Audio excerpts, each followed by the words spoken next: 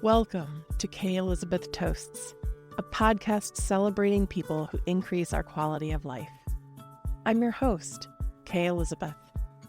Each episode is a heartfelt interview of a remarkable person making lives better through one of the 5 social determinants of health. The World Health Organization says these social determinants can impact up to 55% of our health outcomes. That's more than our lifestyle choices and medical care combined. In this episode, we are focusing on the social determinant of access to quality health care. Give a listen if you are in need of a dopamine hit, or if you like toast, because this toasts for you. Hi. Hi, Nice to meet you. I'm Elizabeth. I'm Maura. Maura, nice to meet you.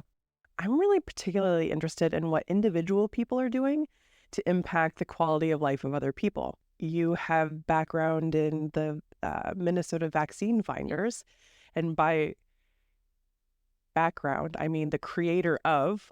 And so I'm wondering if we could talk about that, but I also recognize you've got all these other amazing things, and I would love to talk with you about them. Yeah. Well, one of the things that I feel like I do most as far as like building community is around people with disabilities. Like my son is disabled, and one of the biggest parts of my life, I mean, it shaped who I am, is that, and finding community within that to like Oh, amazing. create for myself. When he was born, and I didn't know didn't know anybody who had a child with a disability at the time, and now it's like my village. And so finding these people, I mean, like out in the wild, I'll see somebody, I'll be like, hi, where does your kid go to school? You know, like, have you ever been to Gigi's Playhouse? Like, do you use the services with the Down Syndrome Association? And like, my son doesn't have Down syndrome, but he has a brain injury, and we were sort of adopted into that network. So I created a special needs moms or special needs parents group in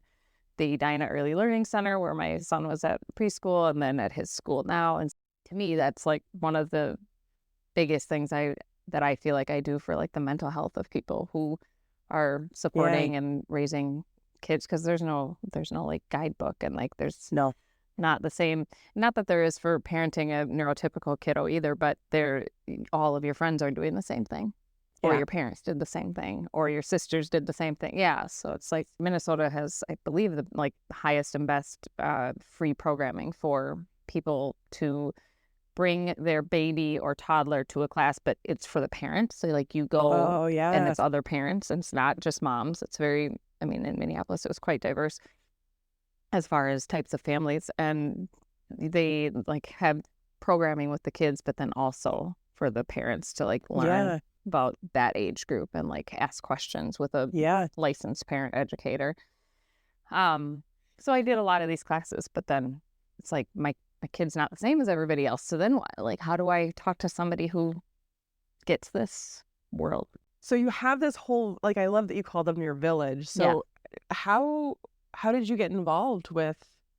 I remember when my son was a few months old. So Benjamin, my son, had a brain injury from meningitis as a baby. Mm-hmm. So we didn't really know what that would look like, because babies are babies. And he continued to nurse and look around, and like the only couple things that a newborn baby can do, he was doing. So the nurses at the hospital were like, we might be okay, but the MRI showed brain damage. So we just didn't know what that would play out to look like. It wasn't until he was over a year old that we realized that something was different, you know, because all of the baby stuff was fine. He was eating fine. He walked at 9 months, all of these like early milestones. But when it came to talking and like processing information, we realized there was a disconnect.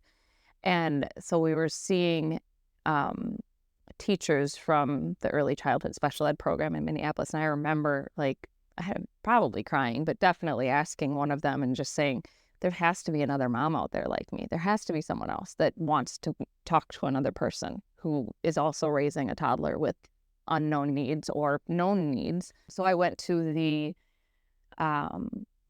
director of special ed in Minneapolis, as well as the director of community programming in Minneapolis, and said, why isn't there like a program for parents of kids who have IEPs, which is the individualized education plan for kids with disabilities. They had one program. I think it met every other Friday, but during the work day. And at the time I was working. And I just said that really takes out a big population of people who probably need this as much as anybody. So I had the director of special ed and the director of their community programming come to my house, and they sat in my dining room with my kid, and they heard me say this, and they said, okay, we'll do it. And so they started an evening program. Whoa. Where I met a couple of my now best friends. This was 9 years ago. That was like my first step in meeting other people and feeling like I belonged somewhere, feeling like my kiddo belonged somewhere. Yeah. And that you belonged someplace too.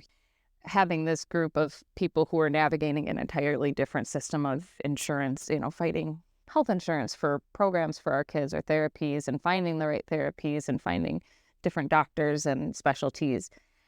It's just questions and things that the average parent isn't well versed in. So having these people to ask these questions to is really important. We're talking about access to resources that would help children. Yeah. Absolutely. If you're not talking to other parents who are currently dealing with similar situations, like that information is not readily available. There's so much red tape for financial support for some of these things.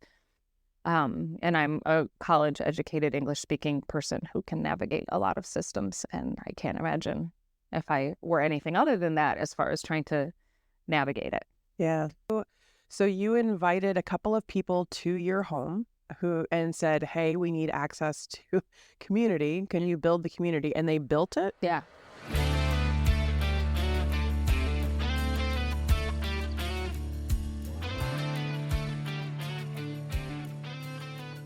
I helped start with a parent educator, a group for families that had kids with IEPs or kids in special ed in the early learning center. So it was all kids all the way through kindergarten, their families, their parents.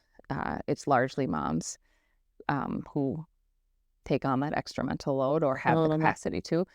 So we started a group there, which was great. And we met twice monthly and had a parent educator who had an adult child with significant needs. So that really felt important. Wait, so you started the group? Well, I kept asking for it. Yeah. It was a really meaningful place to be that people cried at and people learned at, and it just helped us feel. So what did it consist of? So the group was run in a way that was, most of us, we sat at a big round table, and at the head of the table was a mom/teacher who had, raised and supported a child with really significant needs.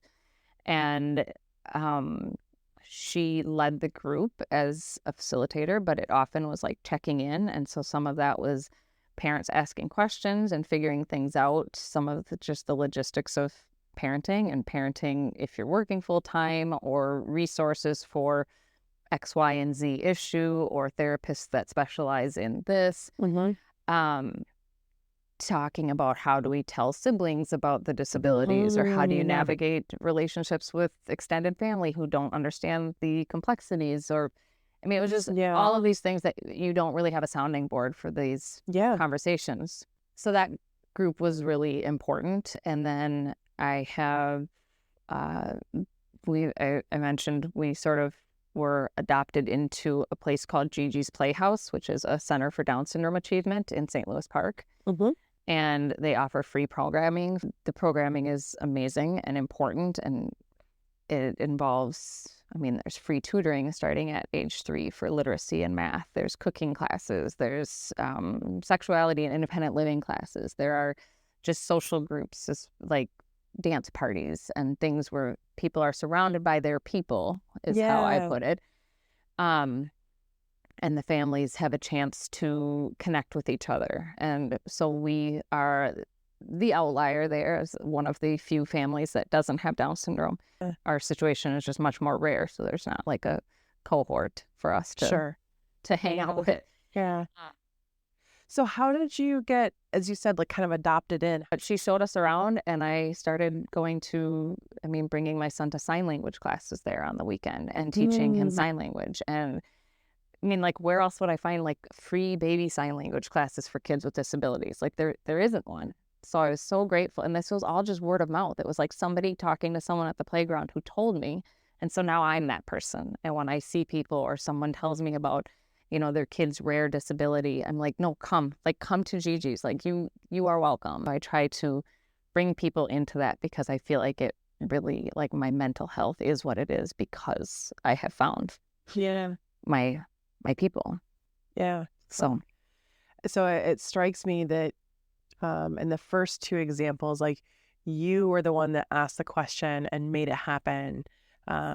For support group, you didn't use the word support group. No, but it's totally a support group. Yeah, for these support groups, and then someone offered it to you. So it's almost like, I don't want to suggest that there's, it's a gift.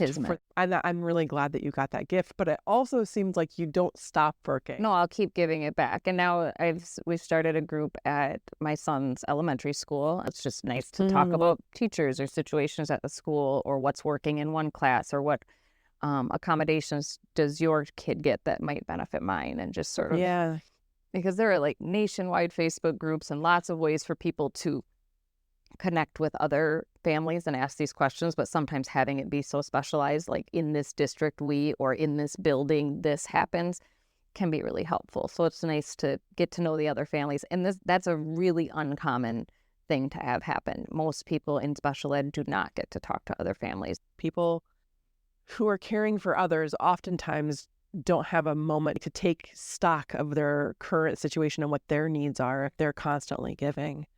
So yeah, I'm really glad that you do that. Well, that's a big part of who I am now. It's like my driving force.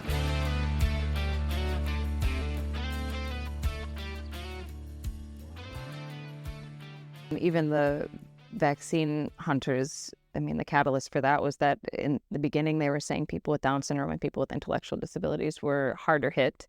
And all of the things my son needed most, speech therapy and OT and special ed, like everything was canceled. And instead now I was in charge of all of these things for my then 4-year-old who couldn't talk and didn't get any of the services he needed anymore because everything shut down.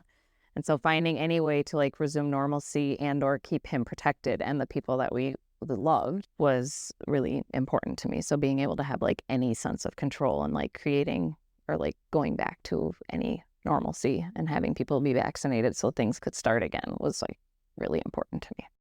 Yeah, I would say so. So what was the vaccine hunters? I wanted to create a centralized, like easy to access system for people to find vaccine appointments. And this was in the very infancy when they were only vaccinating, I believe at the time, teachers. Like they started with teachers and healthcare professionals. Healthcare professionals, then teachers. And I saw on Nextdoor one day, and they said, like, I'm 82 and I'm really struggling to find an appointment. And I thought, I'm gonna help with this. And I created a Facebook group first where I thought, I'm just going to put information here. Like, I'm not inviting, this is not a public thing. I'm just going to put everything here. And then once I start having some resources, I will invite people to like be part of this. And in the meanwhile, I'm going to send this 82-year-old neighbor information via Nextdoor because that's where I can find them. And can I just pause again? Like, you just present it like, yeah, so this is what I did. And I'm like, no, that's not just what you did. Someone asked for help who you didn't know. And you're like, yes, I can answer that need. I will help you. That's incredible. I just want to make sure that I feel like this is like exactly who I am. Like when sure. I don't know. If somebody needs something, I'm a connector. That is the best way that I can describe myself. Is I will, like, the vaccine connection thing was just what people needed at the time, and my, like, innately what I try to do is connect people to what they need. So at the time, that was what everybody needed, and I was like, how can I do this? But before that, it was like somebody saying, I need a double stroller, I'm having a baby next month, and me being like, okay, there's one waiting for you. I found a really good deal. It's like 1/10 the price. It's 2 blocks away from your house, and they're waiting for you to show up and get it. So my family, like, I remember my cousin said, it's nice to see you using all of your connecting and Facebook powers for good, like for the greater good. Not that I wasn't before. I was doing it for other people, but on such a small scale. And so this was like, yeah, that's your superpower. Yeah. You just found a way to like harness it right now. Yeah. So it didn't seem strange for me. It was like Sure. what I do. But that's what I did. And so you had that. So you created a Facebook group, input information, hadn't invited anyone, Yep. and it was all because of this next door person. Just somebody, I realized there was a need, that there were people who weren't super savvy to social media as far as finding information. And I wanted to find a place to put it all in one place. I saw a friend who was a nurse who had decided to volunteer and give vaccines. And she texted me and was like, find people right now. We have dozens of vaccines and no one else is coming tonight. And they're going to have to throw them away, but they can't legally. So like somehow we need the people in the door. So I posted in the group, like at this point, I think there had been a very small number of people in the group. Maybe a couple hundred. I remember one person was looking, she had to find a specific time to get one because she was going through cancer treatment. And so she was like, if I get it X amount of days before chemo or after chemo or whatever it was, like then I can do it, but I can't do it once I start this. So she was like looking for very specific times. And at the time, it was like you couldn't get an appointment. It was like luck, literally like lottery style. And sure enough, by the end of the night, everyone who had shown up with my information got vaccinated. And the next morning, the news reached out. Overnight, that went to like thousands of people who joined the group. So I reached out to the group, this small group, because I was really... Wait, the small group of thousands? I mean, it was... again, in retrospect, that was small. Yeah. But I was approving every single person. Like I was very adamant that this group stay kind.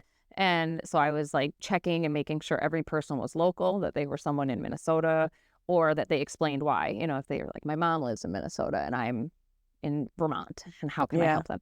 So I just posted and asked for a few people to help me, because I was like, this is beyond my capacity at this time to like check every person who's coming into the group, but also moderate every comment to make sure it's accurate. Oh my goodness. And so I had a group of 4 other women who said they would do it, one of whom was a doctor and a friend of mine. And then a couple other people I didn't know who explained their interest and availability. And like, I mean, one of them was an ex-NASA scientist. I mean, she's amazing. And she was like the most data, like she was amazing. Yeah.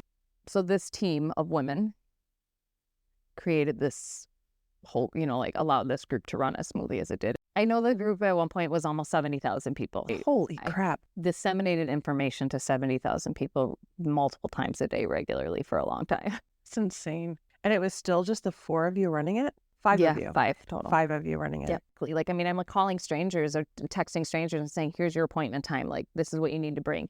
I gave a lot of information, but a lot of it was us staying up and booking appointments for seniors, because we understood how each different pharmacy system worked. Yeah, it just turned into this huge thing that like I was doing this from like the goodness of my heart in this very small, like, let me help this one person from next door. And it became this huge thing. So yeah. Incredible.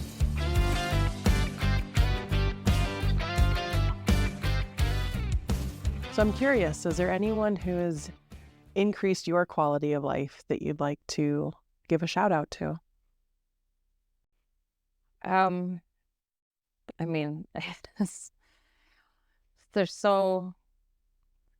feel like it's so cliche, but I would say my mom for raising me for the way that she did to like do what feels right.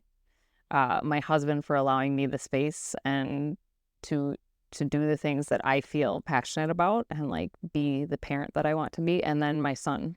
Without him, I wouldn't have met so many of the amazing people that I have and like the pride that I have in all of his growth.